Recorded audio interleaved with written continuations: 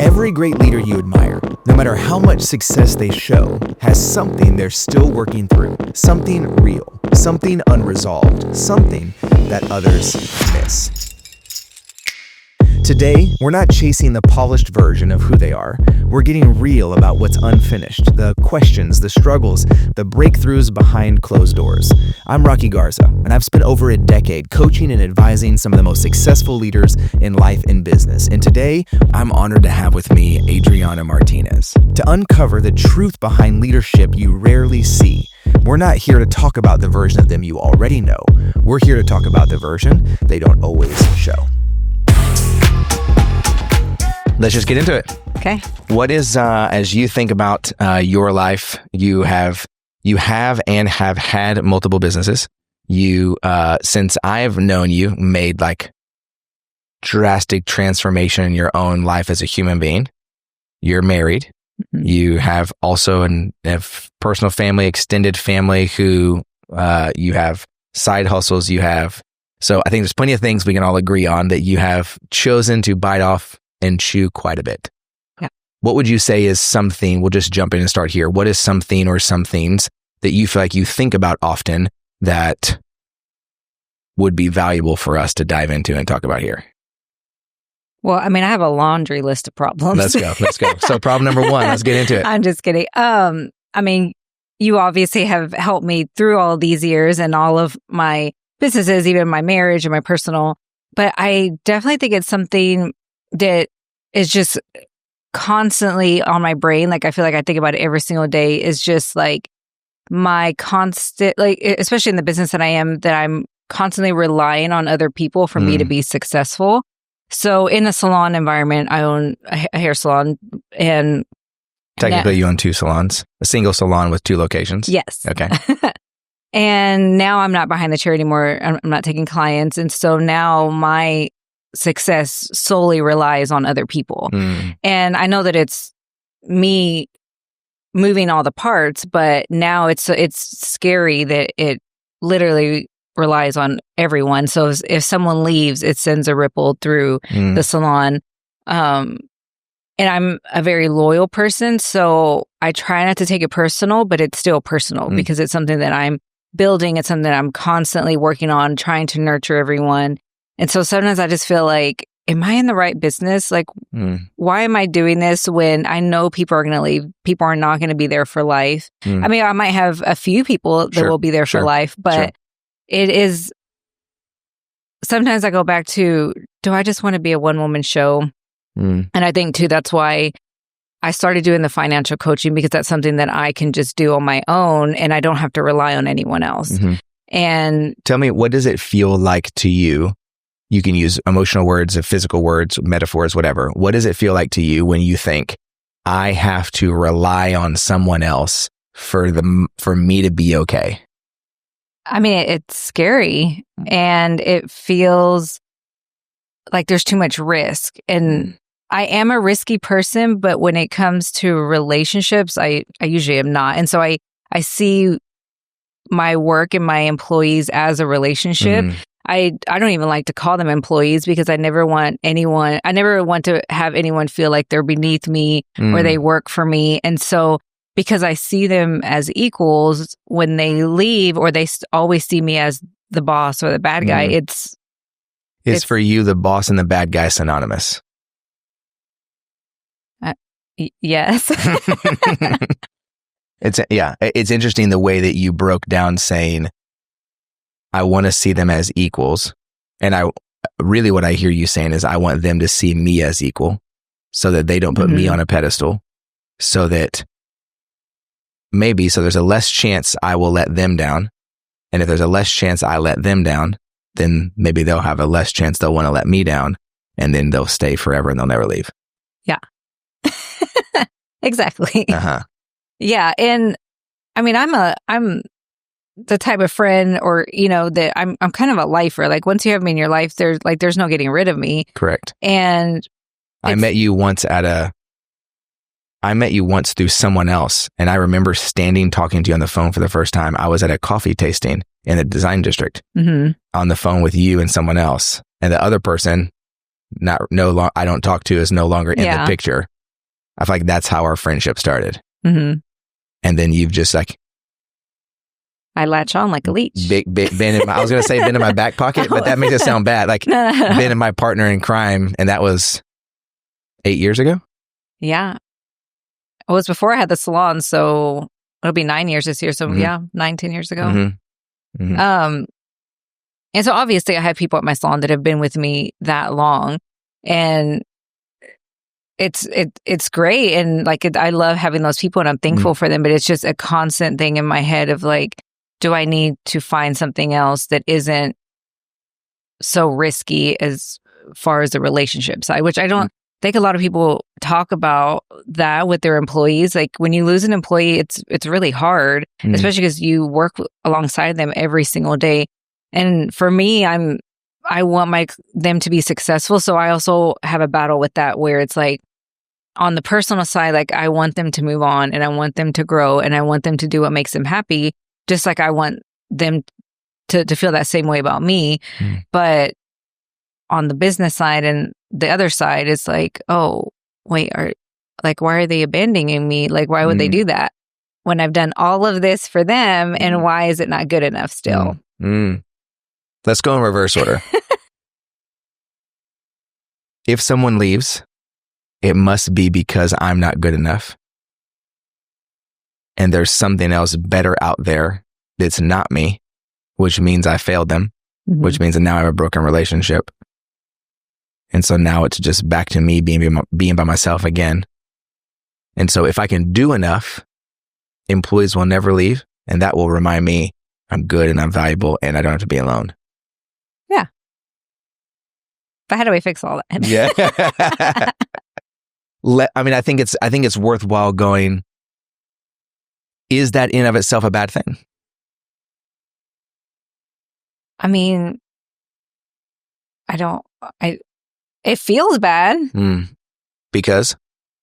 Well, because I don't want to be abandoned. And I think too, because I would never do that to them. Like I'm not just going to wake up. Okay. This is really good. So here's like for me, something that I feel like I have to remind myself of.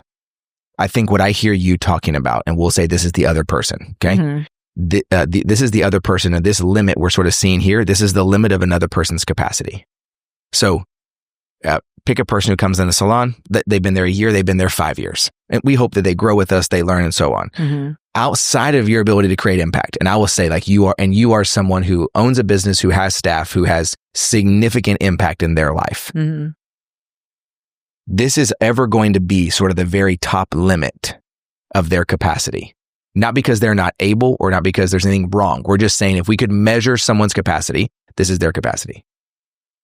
I think you, as someone who is always growing, learning, the owner, taking on the initial risk, you sort of have to have a greater capacity than the average person who's going to work there because you are sort of looking at managing all those other pieces. The difference between their work ability and your work ability is natural. I think where we make a parallel to their relational ability and your relational ability, though, the space between someone else's capacity and your expectation is only ever going to be disappointment. Like I don't know what lives between these two lines other than that. And so I'm not saying that we should lower our expectations of ourselves, but no one is going to match you at your level. No one. I know that's the struggle. Right. But is the desire that we really expect, is that really what we want? You really want every person who works with you and for you, let's talk work just for a second. You want every person who works with you and for you to be able to match your capacity. No, not necessarily. Well, if they could, then they should just own their own business. And that's probably why a few people own businesses and much, much more people don't. Not good or bad or right or wrong, just desire and capacity. That's right. That's right. When they go someplace else, do you think they're leaving you? It feels that way. But in my logical mind, I know like it's time for them to move on. It's time for them. I mean, I did it. So I don't expect someone, I haven't worked for the same salon my whole life, and I don't expect them to do it either, but it's still, the feeling of them leaving still sucks. And I don't know that will ever change, or if I'm just need to learn how to process it differently, or reframe it. Mm-hmm. I don't know. It just... Yeah. I don't think that feeling ever goes away. If you own a business, you have employees and you care about them and they leave for all the best purposes, there's something happened and they get to go to Hawaii now and it's been their whole dream. Of course, we're super excited for them and it sucks because our friend is leaving, right? Like that's not a problem, I think, for either of us to attempt to solve, or maybe a better way to say that is, I don't even think that's an area for us to gain any type of clarity on. That makes you're a human being. I'm more interested in the feeling that it elicits that goes beyond being just sad because a friend made a decision to do something different. And the feeling that it elicits that must mean that I didn't do something right. I didn't do enough. Oh, and here goes another person who's leaving. Mm-hmm. Yeah, because I think I do everything possible to create a space that people want to be at. And so when they leave, it does make me question everything that I'm doing. Of like, okay, well, do I need to do this? Should I change this? And yeah, I just don't. And also, I'm very protective of my culture. And so I don't want other people to start questioning it too, of like, well, that person left, they're not happy. Like, am I happy? Or... That's a good question. Did they leave because the salon sucks and I don't know? And so that's a part that it's just like, when life was great, when I worked in a room by myself and did my own clients. Let's talk about that. Why was it great? Because I didn't have to rely on anybody else. Like, I knew that I was going to show up and I knew that I'm going to give the best customer service. I'm going to do the best hair that I can. Every aspect of the client is taken care of, and I didn't have any overhead. I didn't have employees. I didn't have taxes. I didn't have all of that. And I probably made more money then than I do now. Mm-hmm. But that I outgrew that. And so now, like, a big part of me loves, growing other hairstylists, showing them the way, showing them how to make good money behind the chair, how to, grow their clientele, all the marketing, all of that stuff. Mm-hmm. But then, there's a part of me that's like, oh, they're going to leave one day. Mm-hmm. And I think too, I was thinking about this earlier. I'm not a words of affirmation person. Like, I don't need a lot of praise. I don't really need a lot of like, oh, you look pretty, whatever. Okay, great. That doesn't do anything for me. But I think I might be more of like a words of appreciation, or just like like, so it's a constant like empty feeling that I have, and I don't necessarily know why, because it just like I just feel like I do all these things for people and then they leave or they don't care. I don't know. It's okay. So you do all these things for people, and inevitably they're going to leave, and if they leave, that might mean they don't care, and if they don't care, then what was the point of me putting all the effort in to begin with? Yeah. I think that's a really good question. Yeah. Because like for my husband, I do all the things for him and it's reciprocated, and like, how me and David are, like, we just like are constantly like patting each other on the back. Like it just, it never ends. And we love it. Okay. Like it's just, and obviously not everyone is my husband. Sure. But is the hope that you would have people at work pat you on the back? I mean, not necessarily. And I'm gonna pep you with questions, and then even if it feels counter to what you want to say, if it feels like maybe, say maybe. Okay. Okay. People who work at your salon, would you feel better if they expressed to you more often that they both recognize the amount of work you put in for them and they appreciate it? Yes. Yeah. I mean, that's not a maybe. That's a yes. Okay. When someone says that you're doing a good job, but unrelated to the work you did for them, just in general, they're praising you, is that valuable to you? Yes. Okay. If someone on your staff communicates to you how much they appreciate the work you're doing specifically for them, and they recognize the amount of effort and energy and risk you're taking on for their benefit, is that valuable to them? Is that valuable to you? Yes. Okay. I would say then you're probably a words of affirmation person. And I think, because here's how we'll break down affirmation. Right. telling somebody something that's true, I think is called confirmation, right? Like I booked a flight today. I'm going to LA next weekend. What kind of emails do we get after we book a flight? A confirmation. Right. And all it says is, this is true. You did book a flight. Yeah. Right. Now, I think airlines would make a lot more money if they started sending affirmation emails. If you could tell me you did book a flight and it's going to be good, they would make a lot more money. But they don't. Why? Because they can't guarantee that. They can only guarantee me that it is true I have a ticket. It may be delayed. It may be canceled. You actually may not get there, but you do have one. I think in business, I think especially as leaders and then in relationships, I think oftentimes we mistake confirmation for affirmation because this may not be you, in my experience. We don't want to be seen as needy. We don't want to be seen as weak. We don't want to have to rely on anybody. I'm already the one that's sort of taking on all the risk. And so now, if I'm the one taking on all the risk, I'm not trying to be relying on you to do anything because I want to make sure I'm in control of it. Because if I'm in control of it, I know it'll be right. It just defers back to you in a chair by yourself because I'll show up on time. I'll do great work. I'll make more money and I ain't worried about anybody else in the world. Right? But all those things, I think oftentimes we stop at confirmation. Even if we can get that far, we stop at confirmation because to go into affirmation requires us both to have a belief that what we are doing is good and that other people are going to recognize the goodness of what we're doing, not just the task in which we're doing. And so I think it's a little bit scarier because we put in a lot more eggs in somebody else's basket because we're sort of giving them control, maybe aggressive. We're at least giving them access to the way that we see ourselves. And we're giving them access to the way that we're allowing them to impact the way that we see ourselves. And so many of us, me, sort of like you, goes, I'm not a word of affirmation guy.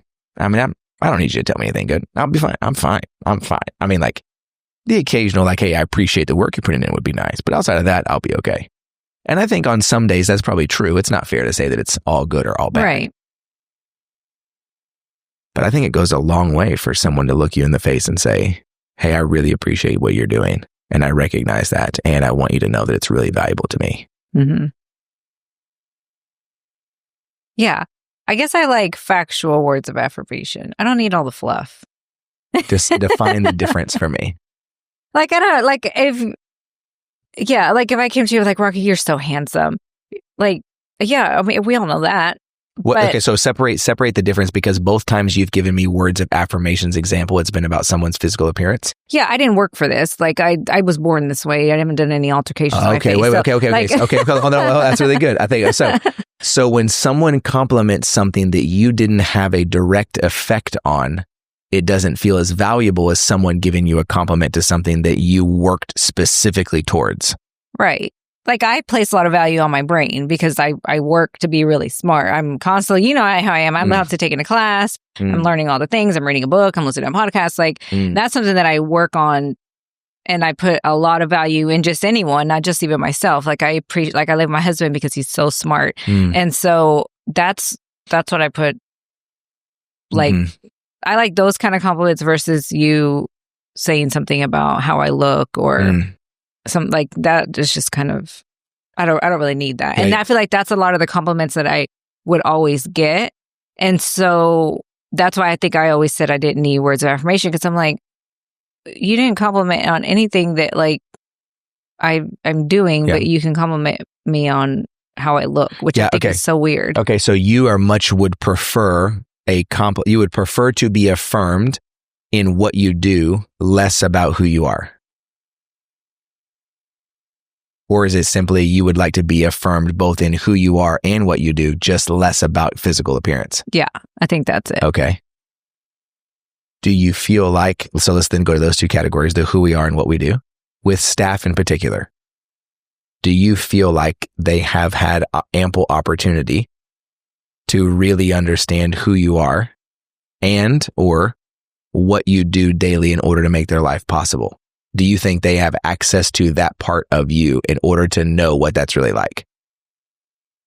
Probably not. I think there's only maybe a couple people that know exactly that I'm working 24/7 essentially. Right. I also think I probably have.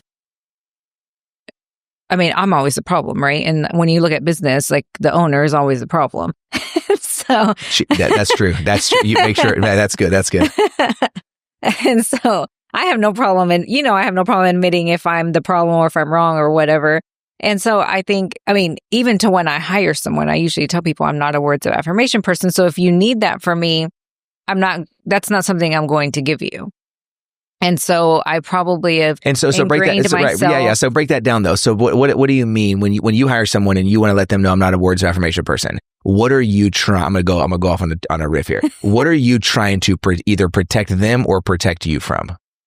I guess I've encountered in the past like a lot of people need that fluff affirmation, and I'm just not that person. People need for you to tell them they're pretty, to do a good job at work. They need me to say like they're the best in the world. You're so beautiful. Like you're the best. Like all day, every day. Okay.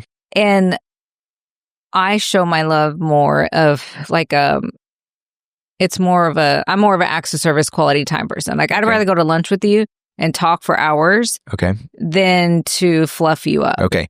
Do you know in fact when someone starts working with you? Do you know from the jump that they're going to be someone who wants for you to say that they're pretty all day, every day, or if there's someone who wants to go to lunch with you? Yes, because we have people take the love language test and the Enneagram test before they start with us. And I guess God really wants me to work on this because he keeps putting words of affirmation person in my life. Okay. I think it's really valuable though then for us to redefine what that actually means. And what if you live the next 30 days, go 30 days only, based on your definition of words of affirmation, not based on what you think theirs are. Okay. Because I really do think, don't get me wrong, like I am somebody, I'm not that interested if somebody says I look good or don't look good or they like it or they don't, because my wife dresses me and I wear what she says and I know she has great style. So it's not really that big of a deal, right? Yeah. And I don't hate it. Like I'm not going to be upset if someone's like, "Hey, you look good today." I'm like, "Let's go. Thank you." Yeah. The squats are working, like I'm not mad about that. But the thing that but it's significantly different. Like on Father's Day, when my son unprompted writes a note and says like, "Hey Dad, thank you so much for working so hard for our family." Because I know that he doesn't actually know what that means.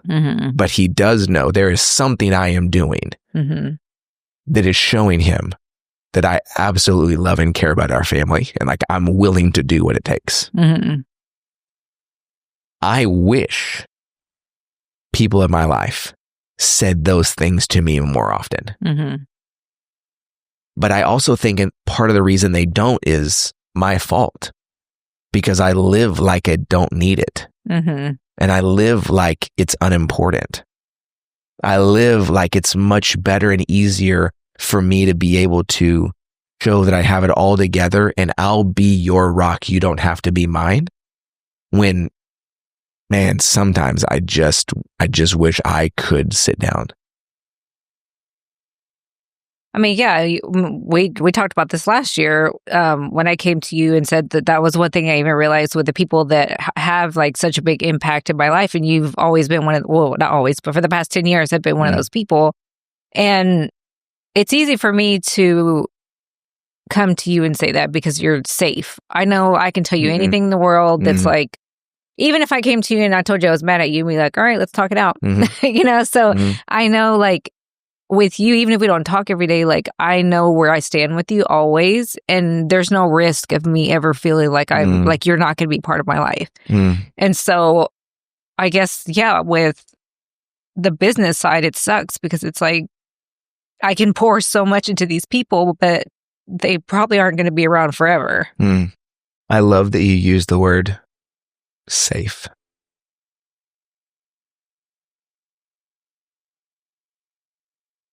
One, because I think that's if I could get to the root of what I hope with a friend, with my family, with a client, on a stage, at Taco Deli, pick a place. If there was something I hope I could exude that people would feel, it would be that.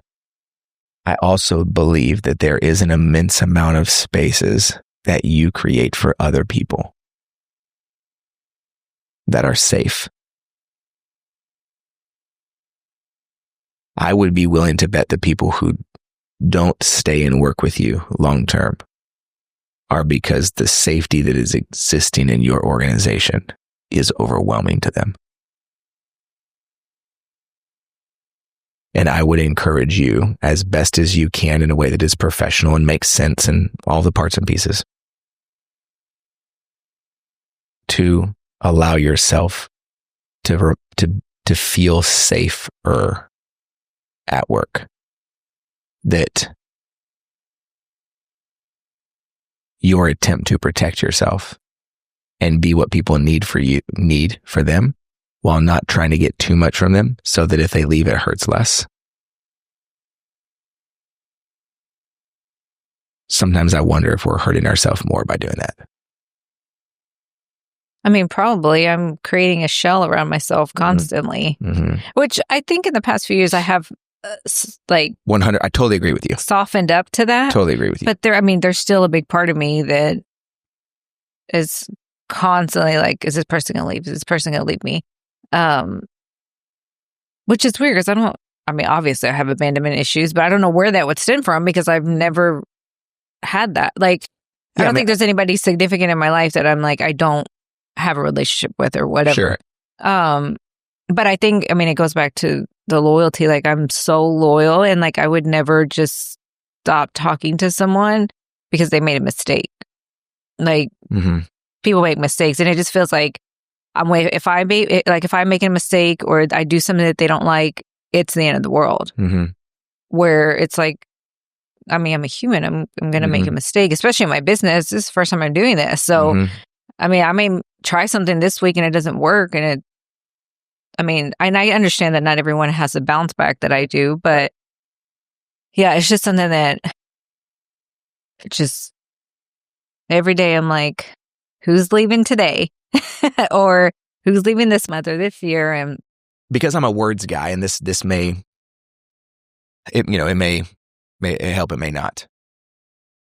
What if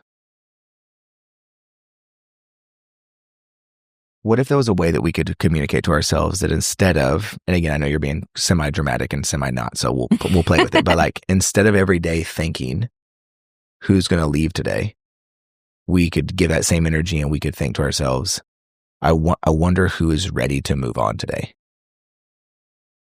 Like you are a catalyst of a person. The amount of people who have come across your path in the last decade who are on to do something bigger, better, not even professionally. The people that you are coaching financially, whose lives are catastrophically better than they were before they met you. But they don't have to call you anymore. They don't need your meeting anymore. They follow up because they want to. Right. But you did your thing. Right? And so I similarly to you think to myself, like, why do I not have a business? Why do I not have 5 coaches under me?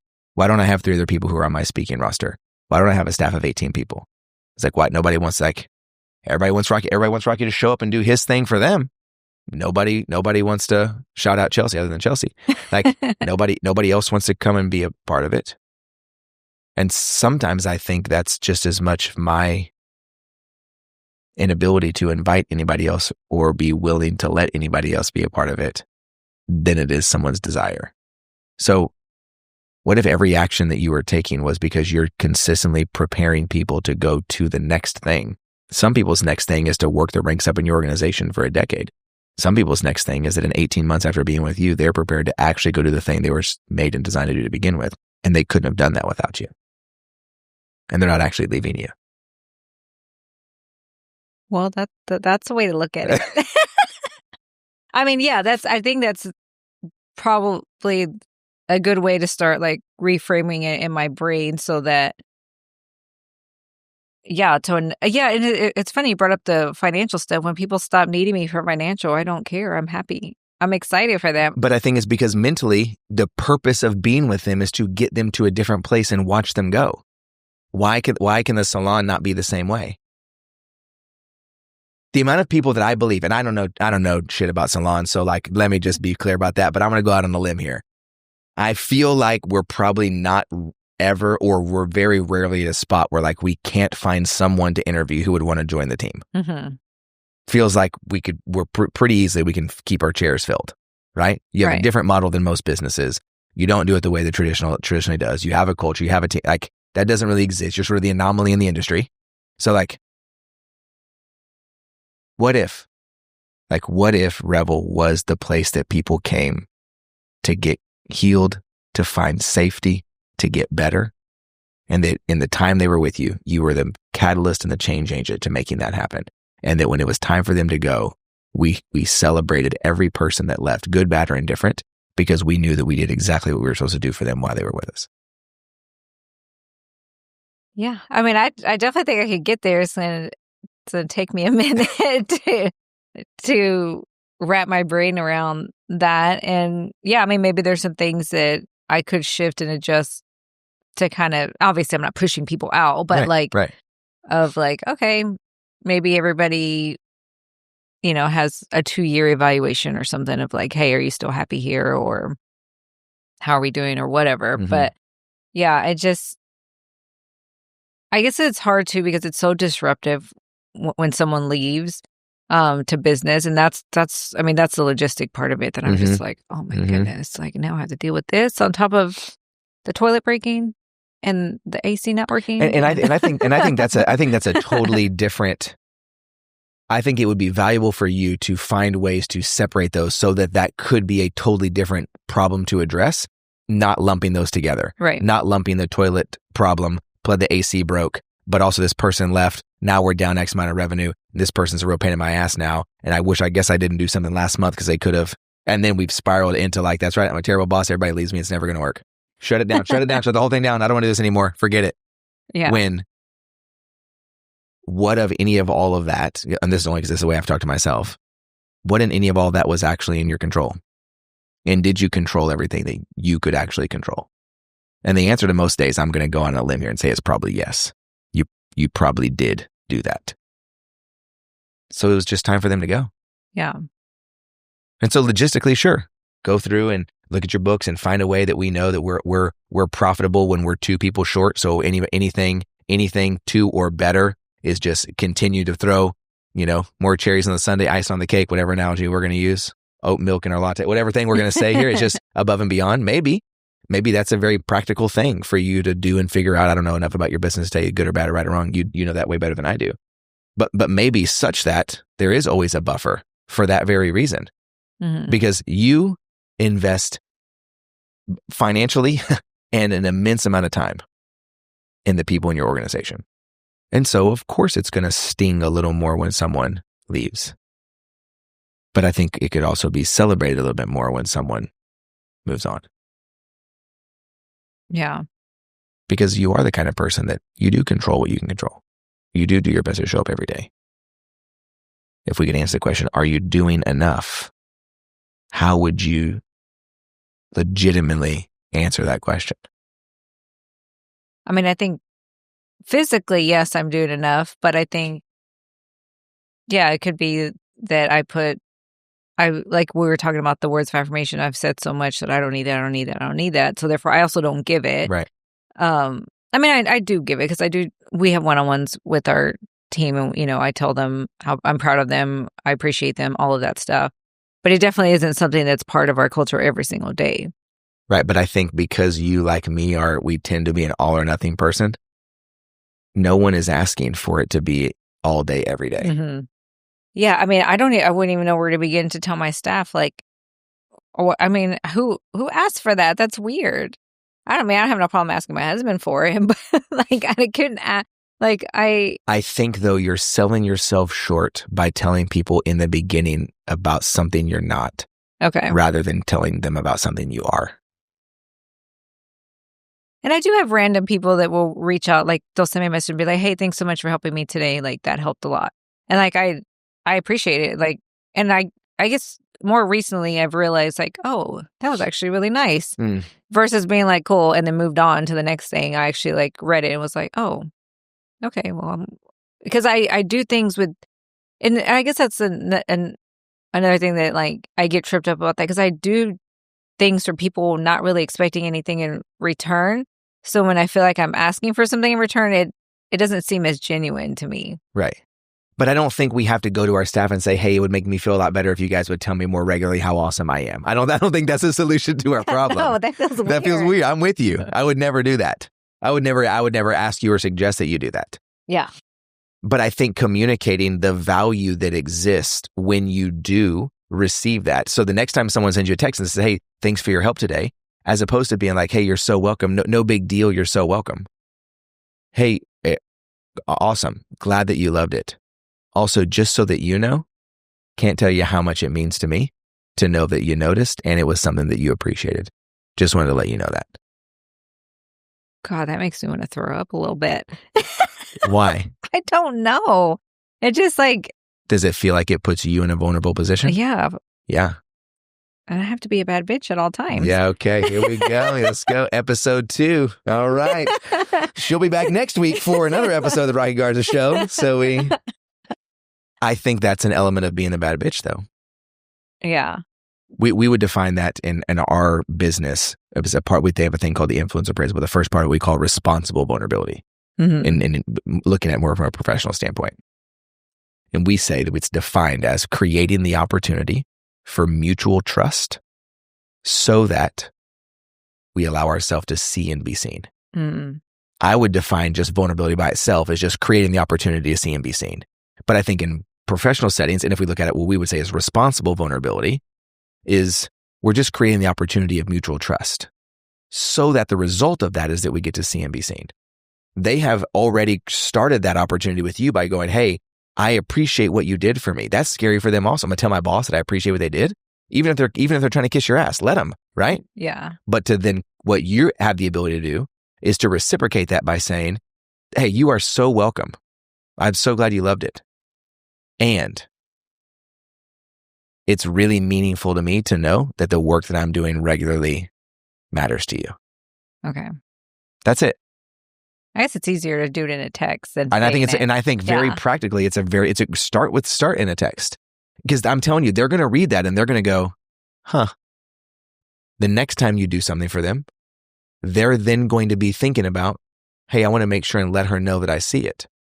And so we're building that we're building what they're hoping for, words of affirmation, what they're hoping for, growth and development, what they're hoping for is they're recognized and seen. We're building that now into the culture. So as opposed to their initial interview going, hey, this is not who I am, bitch, so don't expect anything like this from me. We're able to go, don't even say that at all.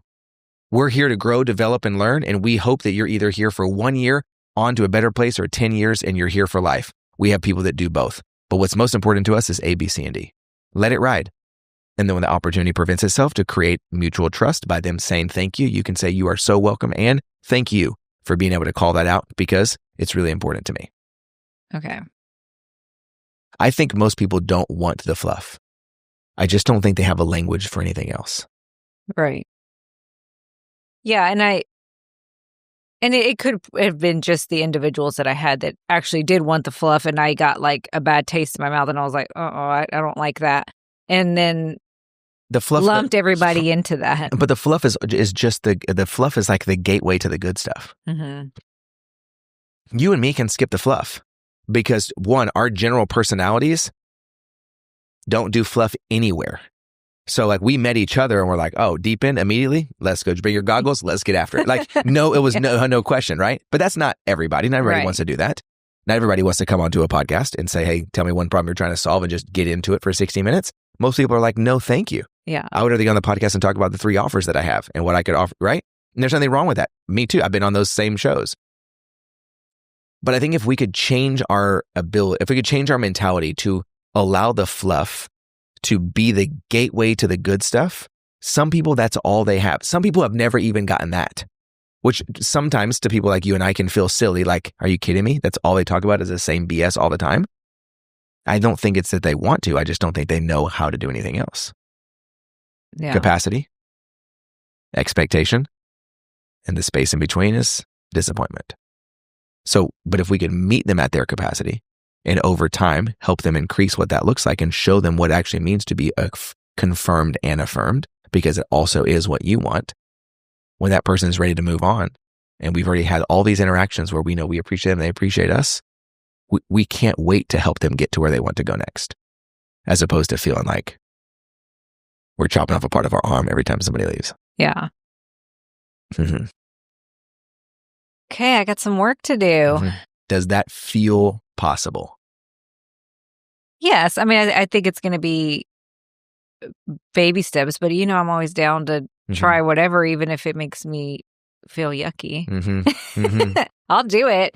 And if it doesn't work, then I'll come back on here and say it didn't work. Yeah, great. We'll figure out the next thing. No. I mean, the thing is, like, I know this is something that I've never, ever worked on, or something that I've even wanted to work on, just because it does feel, it doesn't feel good. Yeah. It feels like something I want to run far, far away from. Yeah. Everything else I'm down to do, but this has been something that I've avoided.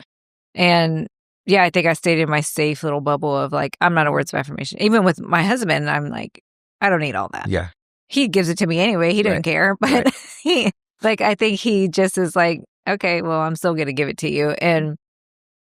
But like for him, I guess with him too, I also know that it's genuine. Like if he tells me something, I know he's not just trying to, and make me feel good for the day. Like I know he really means it. Right. Which is great. And I love that about him. But what if someone does just want to make you feel good for the day? I don't need that. Okay. That's not the point. They didn't say, let me give you words of affirmation because you look like somebody who needs to be fluffed. They said, this is the only way I know how to communicate something good to you because I'm scared out of my mind. You're intimidating. You run a business. You pay my check. You're my boss. And I don't know what else to say to you. So if this is the only nice thing that I can think of, I'm going to try to say it in hopes that it begins to create a safe environment. That's why they're saying it. Yeah. Yeah, I mean, that is one word. It's not an affirmation. Words that I get is that you're intimidating. And I'm like, because little old me, I'm not even doing anything. Yeah, but earlier Miss like, well, we know that because we're a bad bitch. So like, I think there's something there. Maybe we should unpack a little bit. But I think in that, like, again, I think we, especially as business owners, leaders, whatever language we want to use, our ability to help translate, our ability to be able to translate what people are giving us in a way that it's using their words and not ours, I think sets us up to be, I'm just going to keep going. This word, it just keeps going back and back and back in my brain. And so this is what I'll text you later on. Like, I think most of the actions that they are taking that sometimes feel superficial to you is they're dipping their toe in the water to see if it's safe. Okay. They don't know how else to approach you because they don't have in their brain the wisdom. They don't have the intellect. They don't have the business experience. They're going to ask about the P&L. Like, what are they going to talk? You're better at hair, better at color, but like, what are they going to possibly, you run education, you're going to, what are they going to have financial literacy? You're going to, what are they going to, they broke up with their boyfriend, you've been married for like, what are they literally going to bring to you that they feel like is worthy and valuable that you're going to match and meet and say, oh my gosh, I really feel connected with you. They don't know. So the opposite of that is called intimidating. They feel intimidated to approach it. So they approach it with something that's very easy. Oh my gosh, I love your outfit today. I love your hair. Oh my gosh, where did you get that lipstick from? Anything they can think of because they're putting their toe in the water to make sure there's no snakes in there that are going to bite them. Mm-hmm. They're just trying to see if it's safe. And you said earlier, the thing that you find with people you've made a long, loyal investment in is that you know you can show up because you feel safe. Mm-hmm. But I think people are coming to you hoping and expecting to be able to create that same environment. Okay. And I think the fluff is the way that they begin to do that, not a way that they're trying to work you over or tell you something that doesn't matter. Okay. Yeah, that makes sense. Mm-hmm. Mm-hmm. So your goal is to think through repeatedly for yourself personally and for your team. Where do I feel most safe? Why in that environment do I feel most safe? How do I become a catalyst to creating those environments? Just like I know I love to replicate the feeling that I know that I feel so that in my life and my business, I can invite other people into that same thing.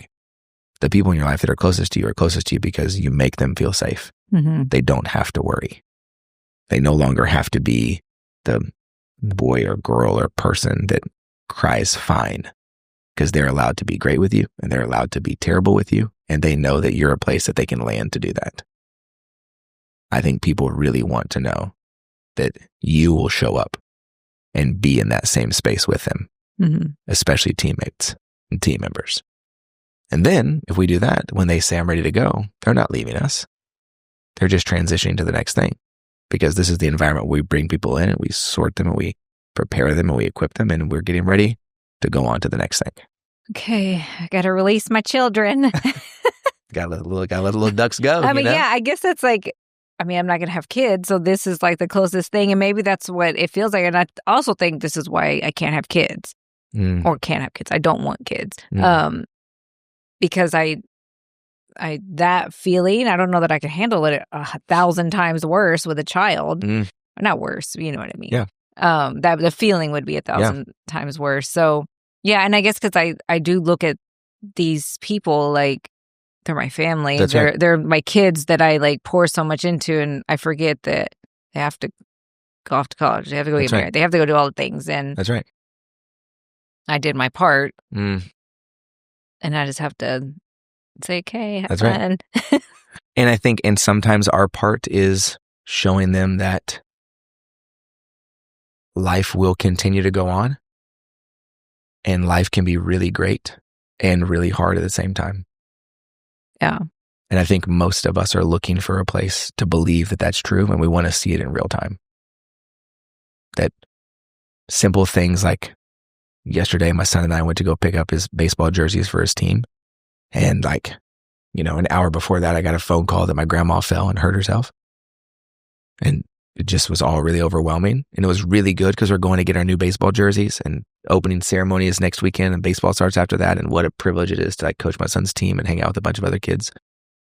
And it's wildly overwhelmed about the reality of what life looks like at the same time. And so I'm sitting at the stoplight after we pick up the jerseys, and it just like that overwhelming feeling hits you. And so I try really hard not to hide that. I want to hide it so bad. I want to never have a moment of weakness in my entire life.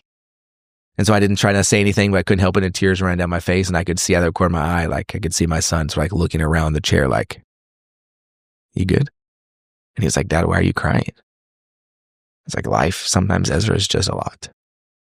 And it's really, really awesome to be with you and getting jerseys and coaching teams. And it's really hard because Mammer's not going to last forever. And all that exists at the same time. And I don't know what that will do. And maybe I'm just dreaming. But I bet in the next day or week or month, there's a time frame when I'll be able to come back to my son and say, hey, it can be hard and good at the same time. But I don't know how to go have that conversation with him later if I'm not willing to have that conversation with him first. And I think the same thing is true for your team. They want to be in that space with you. And you are really, really good at making people feel safe. Thank you, because sometimes I feel like I'm just like the hammer all the time. I think that's because you call yourself a hammer, not because you are one. Yeah. When people in your life need someone, who do they call? Me. And it's not because they need a hammer. It's because they know they have a soft place to land. You can both be a soft place to land and be willing to shake some shit up at the exact same time. I think often most people don't do both. We like one or the other. When you come across somebody who's willing to be in both, it's pretty significant. But we have to allow ourselves to be in that place. And we have to stop telling people what we're not and start telling people what we are. Yeah. Yeah. All right. I guess I'm a words of affirmation person. We did it. I knew we'd get there. I knew we'd finally get there. We admitted it. She does, in fact, love words of affirmation. I like all of them. I mean, I that's the one that I've avoided the most, Correct. Obviously. Because it's the most dangerous. Yeah, even the physical touch. I've gotten around to it. Yeah.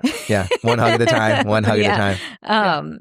But yeah, I think that's one that just has always been like very like run far away. And I've opened up to the idea of it, but it's just only with my safe people. So now I just got to practice it with everyone. That's right. You can do it. I'm glad you believe in me. That's all you need. One person at a time. One person at a time. You and David. That's right. Well, I so appreciate you being with me today. I appreciate you being willing to chat about yourself and what you're doing and what you're thinking. And I hope that you leave encouraged and reminded that you are that safe place for a lot of people. And so you do love words of affirmation. and spend more time telling people what you are than telling people what you're not. Okay. Thank you for having me. You're welcome. You're welcome. Always a good time. Always. Thank you so much for joining us on the Rocky Garza Show. If you are interested, if anything we talked about today is something that's interesting or valuable to you, or if you're interested in what it is we're doing next, at the end of every month, we host a workshop that we would absolutely love for you to be a part of. You can go to rockygarza.com/confidence. Again, that's rockygarza.com/confidence. You can check out the link there, and it's always updated every month. We'd love to have you free of charge for you to come. And what we do is every month we go through one of our methodologies that we have as a part of the Path to Proactive Leadership. We would love for you to join us for the one we're having coming up at the end of the month. And again, that's rockygarza.com/confidence. We look forward to seeing you again really soon.